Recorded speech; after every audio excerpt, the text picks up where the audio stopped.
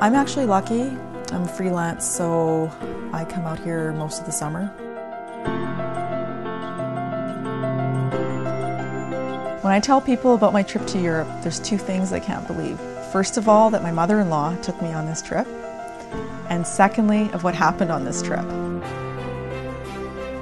I do not like to fly, but you know, when I thought about this was a chance of a lifetime to go to Europe, I just decided to go for it. I never imagined in 1,000 years I'd have something stolen from me, because I'm very careful with my stuff. When we were in Barcelona, I started feeling not great and thought I had food poisoning. The next day, I saw the ship doctor. He wanted me to go in for an ultrasound. I didn't leave the hospital from that time on. I was just in shock. Total disbelief that all my luggage and my mother-in-law had to get off the ship and come to the hospital.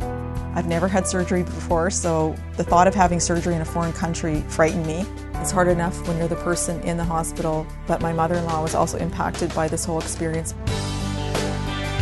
My mother-in-law was talking to Lisa, the nurse, almost every day. We never had trouble getting through. There was always a real person on the other end of the line that would answer and talk to us. I mean, it's scary enough being away from home, but when you're in a different country, having that connection and having someone to talk to just made you feel more secure. We didn't have that stress of having to worry. We just felt like everything was under control.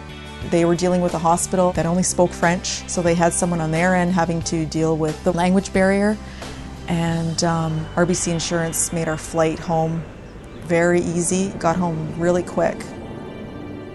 It wasn't too much longer that my mother-in-law was reimbursed for everything, and you know, we were just really surprised how fast everything came through and how easy it was.